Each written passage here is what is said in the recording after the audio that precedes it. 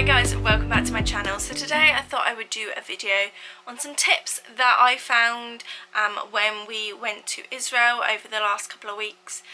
So I thought I'd compile them all and do a little tips video for you of some of the stuff we learn and some of the stuff we were told whilst we were there. So we were there for about 9 days, which I think was a really nice period of time for us to be there. We could have definitely spent the full 2 weeks, but we felt like we had covered, you know, the main things that we wanted to do. So we did book a tour guide for 3 days. I will leave her link down below. We couldn't have seen as much as we did without her. Lauren, she was so good and so knowledgeable, so I would highly recommend her. And yeah, we hired her for 3 days. We did have her hired for 4, but we were knackered by the 3rd day. So the first day we did Jerusalem. We went through all the 4 quarters in the old city. We did David City as well. And then the 2nd day we did Masada and the Dead Sea, so we drove down there. And then on the 3rd day we did Safat. We did another place that is escaping me right now. I'll leave an annotation. And we did that on the 3rd day. And we took a little boat out into the Sea of Galilee. So let me start with the tips. So these are a little bit all over the place, so I'm just going to go through how I've got them on my phone. So the first thing is kind of like most cities and any sort of tourist area, is the taxi drivers will try to screw you over, especially if you don't speak Hebrew. They will think that they can do one over on you. A lot of the time they will give you a fixed price as opposed to being on the meter. Sometimes that's a good thing, like you can agree a price before you get there, but sometimes, like on Shabbos, they really, which is Saturday, Saturdays are kind of like their Sundays in Israel, and they will really hike up the prices. So sometimes it's better to go and ask for it on the meter. It's kind of just judging it and how far you're going and knowing kind of a rough idea of where you're going and how much it might cost. So yeah, just being cautious of taxi drivers. It's kind of the inevitable though that they will try and take advantage of you money wise. Second thing, in Israel you always want to get into an authorized taxi, especially at the airport. Go to the taxi rank where they will hail the cabs for you, because then you know you're getting into officially licensed cars. Anything could happen, you know. You're in a war-torn conflict area of the world, and there is a lot of people that want to do bad and take advantage of others, especially tourists. So especially at the airport, get into the taxi line. Even if it does look long, it's well worth getting into it for safety. They use Get over there, which is kind of like their version of Uber. If you can access it, then that's a good thing as well. And obviously you then don't have to worry about money. It sort of tells you how much it is before you get in, so if you can access that whilst you're over there, that's a good thing to do. And yeah, you always want to make sure, well, if you're Jewish, you always want to make sure you're getting into a white taxi cab, because I believe the yellow ones are the Arab ones. And most of the taxis, they all have cameras in the cars as well that like look within the vehicle and without the vehicle, so that's kind of a nice safety thing that they have. But I will just say, Israelis are manic drivers. They never use their indicators. You can overtake on either side lane. Like Dad drove for 2 days, I believe, yeah, and like he's a good driver. He drives various different countries on the other side of the road, and he thought it was pretty stressful. The amount of crashes that they probably have is unreal. So that's that. Same sort of thing in regards to transport. I might as well keep on the transport theme. They have a lot of those electric scooters everywhere where you can hire them and ride them round. Dogs are barking. We didn't try them, so I'm not sure what the app is and if you can get it on an international phone and download it. But it's something you could look up as you go. We saw them all over the place in Tel Aviv. They have specific cycle and bike lanes. You just have to be really, really careful, because they also will drive those sort of on the main road, and so dangerous looking, and they go ridiculously fast. So just have your wits about you in regards to that. Some of the cycle lanes cross over onto like pedestrian crossings, so you've just always got to look both ways. So that was that. We also did the train from Tel Aviv to Jerusalem. There was a lovely lady at the station that did help us to gain our tickets. We did, the first day we did our tickets fine, but when we went back to Jerusalem on a later date, we wanted to use the light rail as well, which is kind of like the tram, like if you're in Manchester, that sort of thing. And so we wanted, you can get both train and light rail tickets combined, and she helped us to do that. So it is doable on your own, but for the actual like light rail passes and things, she was great in helping us. So the light rail currently goes through Jerusalem. They are going to implement one in Tel Aviv over the next year or two, and you basically, I think it's £6 per, or 6 shekels per journey, and so that's like £1 a journey, and you have to tap it as you go on, and then sometimes authorities come through and they will tap your passes again and make sure you did actually tap on when you came in. If they find that you didn't, you can be fined on the spot. I think it's like 100 shekels, which like maybe £20, I'm not sure. But yeah, so we did the light rail a few times. We did it once with Lauren when she took us to Jerusalem, and then me and my parents did it on our own when we went to Yad Vashem, which is the Holocaust museum, which is like the end of the light rail line, so that was really easy for us to get to. So another thing about Jerusalem train station is that it is one of the deepest underground public train stations that there are. We were wondering why when we were getting out everyone was going to these lifts and you had to like all sort of queue. If you've ever done Covent Garden where you all have to queue for the lifts, it's a bit like that, but on a more extreme level. Like people will push up into you to try and get that lift space. They go pretty quickly. We probably only had to wait like 10 minutes for a lift, or like 5-10 minutes, but we were like, surely there's some escalators or something here, like why is everyone going to these lifts? Well, we found out when we came back down into the train station. We're like, there's the escalators, let's take them. We had to take 4 really long escalators to even get anywhere close to the train platform, and then I think maybe some stairs. So it is really deep underground, and we were like, we know why they use the lift, because in theory it's kind of quicker. Obviously I talked about shekels. Shekels is like the new Israeli shekel, and that as well as dollars are the main sort of currencies there. You will find most places take dollars as well as shekels. There wasn't really many places that they only took shekels, as far as I'm aware. We did use cash a lot of the time. I mean, you can use card, and you'll actually prefer cash over card in most places because you obviously have the physical money there. So that's that. But yeah, you can get American dollars, and you could get around sort of most places okay. So I think I slightly mentioned Shabbat or Shabbos, which is the period of Friday evening to Saturday evening, which is basically the Jewish sort of day of rest, and pretty much everything sort of closes in theory. If you're in Tel Aviv, it doesn't particularly exist except for in the taxis and like restaurants, but we found that most places were still open. One thing we found was like our hotel, they had a different sort of slightly different breakfast menu for Shabbos, and they weren't open in the evening. Taxi drivers were still operating, although like I said they hiked up their prices. It's going to be more so if you go to Jerusalem, any more sort of Orthodox towns. I imagine if you went to Sfat and the old sector, that it would be mostly all closed for the day, but if you're in and just sticking to Tel Aviv, the beach area, the shopping centre, it's pretty much all going to be open and business as normal. They might have just slightly earlier closing times, maybe like Sunday.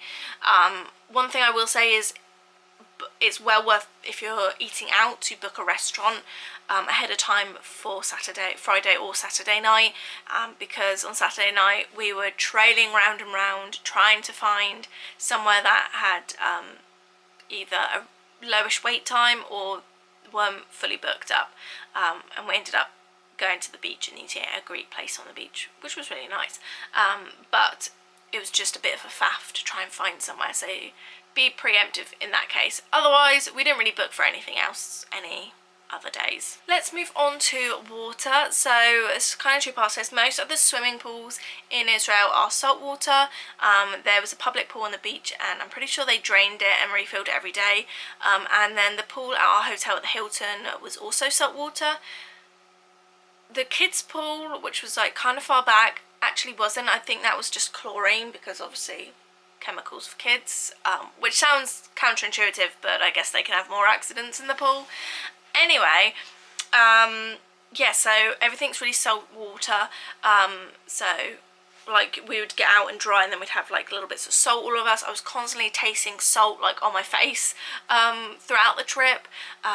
But yeah, water is actually, even though it's in the desert, water is a real commodity that Israel have, and it's one of their main sort of exports. They have such an abundance of it that they give it to other countries. Tap water is one of the cleanest and safest that there are. So there's refill stations everywhere within Jerusalem and Tel Aviv to fill up tap water, and it's really safe. So that's nice. If you want to take a reusable bottle, and most of the time it's not like ice cold, but it's like cooler than if you just left a bottle of water in the sun. I will also, while I'm on the subject of water, touch on the Dead Sea. So we went to the Dead Sea, and it's obviously famous for being able to float because it's got such a high salt concentration. Me and Darren loved it. Parents weren't quite as good as it. I think age, I don't know. But one thing obviously we were told was, do not shave anything that night before or the day before or the day of going there, because any open cuts will sting like a bitch. And cuts that you didn't know you had certainly become apparent when you go in there. You want to make sure that you are taking some sort of shoes to go in the Dead Sea. You don't have to.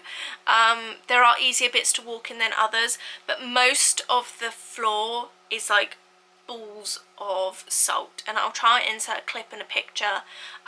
It looks like ice balls, but obviously it's salt, and it's really uncomfortable on the feet, so it's easier for that. Pick something like a pair of shoes that either are specific water shoes or you don't mind getting ruined. I had some cheap Amazon ones that survived. Darren took his Crocs in, which survived. But both my parents, they had just general like flip-flops and sandals, and both of them like disintegrated with the salt water within the next day. So that was that. So just be mindful of that. Boat trip in the Sea of Galilee. There are a ton of like little boat excursions that you can do, and you can drive them yourself. Like they give you the briefest of guidance on how to drive the boat, and then they will send you out into the sea. And on the day we went out, it was particularly windy, and me and Mum feared for our life with Darren driving it. Moving on to food, I would say food is pretty easy to wrap your head around. Obviously there's the whole kosher thing, which if you're going to Israel you probably already know about the fact that they separate meat and dairy. We did find a restaurant that actually served pork, which is really unusual for Israel, but there was.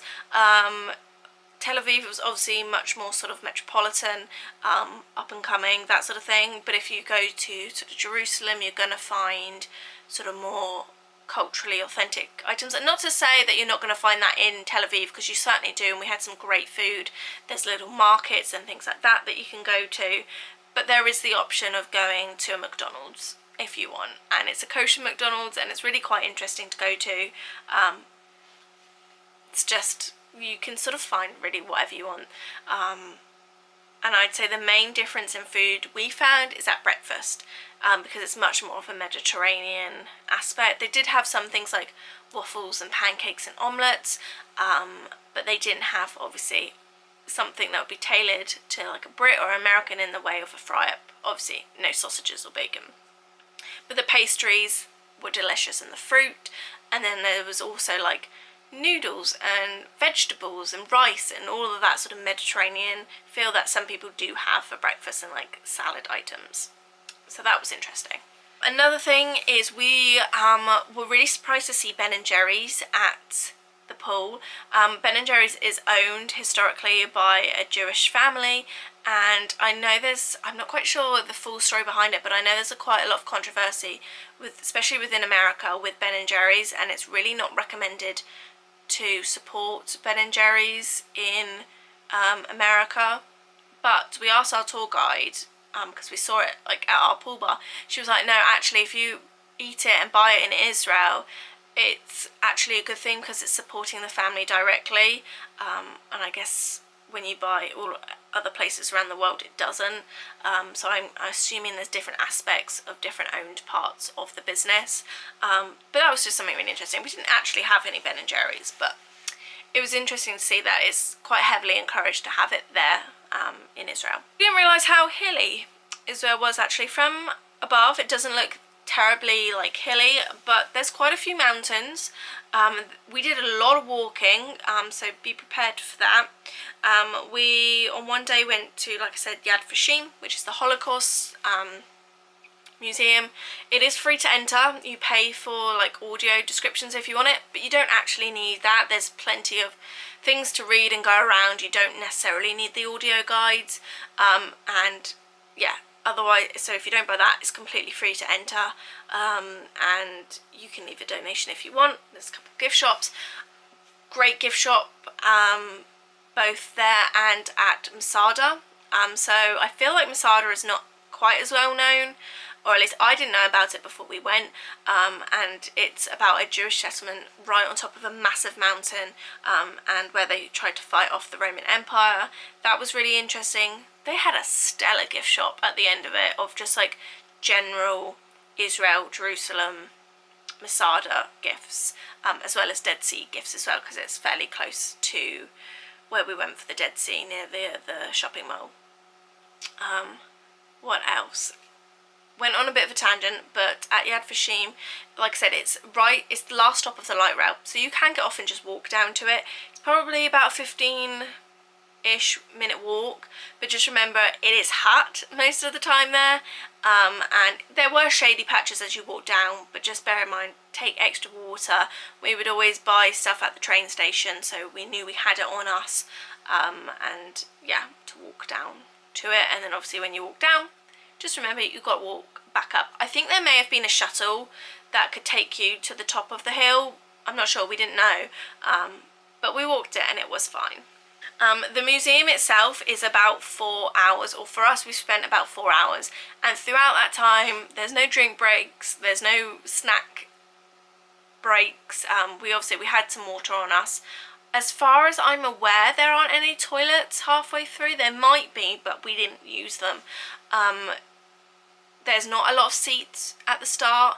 The seats increase as you go further along in the museum, but yeah, just be prepared to be on your feet for a long time, and to consume a lot of information.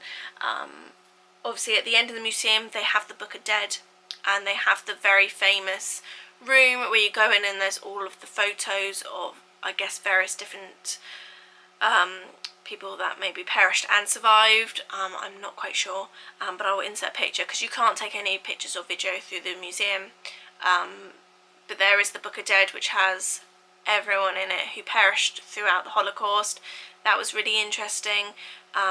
Just a quick little story. We were fully prepared to spend ages looking for our last name, and we rocked up to it. There was another couple there, and we just glanced over and she had the book open on the exact page with our last name. So that was just such a moment. But yeah, just be prepared to spend quite a long time there. There is a cafe there for at the end, and they do sandwiches and things. And there's a gift shop, like I said. There's a separate bookshop. I believe there's like a art gallery, and there was another exhibition centre and a couple other little sort of memorials, so you can really spend a day there if you choose to. I think that's sort of all of my main tips. If there is anything else, I will leave a little card at the end, or if I remember something before I edit this, I will attach a little clip on at the end. We really enjoyed going to Israel. It's very much not what you see on TV. Obviously they highlight a lot of the dangers on TV and in the news, and we felt really safe most of the time. I mean, we did have a guide, we did have our own car some of the time. We felt safe within the taxis, we felt safe just walking around both in Tel Aviv and Jerusalem. Obviously stuff does go on, but we felt really safe. You know, the IDF are there around a lot of the time. There is a lot of security, I guess, that are in plain clothes you don't notice. There's a lot of cameras everywhere that you don't notice, and we did feel very safe being there. So wouldn't let that dissuade you if that was something that you're hesitant about, because obviously you hear a lot about rockets and various things, and unless you're going to those sort of conflict areas where they land, Tel Aviv very rarely get alerts for it, and Jerusalem don't get too many either. So yeah, I hope you enjoyed this video and seeing a few of my little tips. Obviously I'm not a tour guide, but this is just some of the stuff we learned on our trip, coming from someone that went for their first time. So yeah, I hope you enjoyed, and make sure you check out my Israel vlogs if you've not seen them, and I will see you in my next video. Bye guys.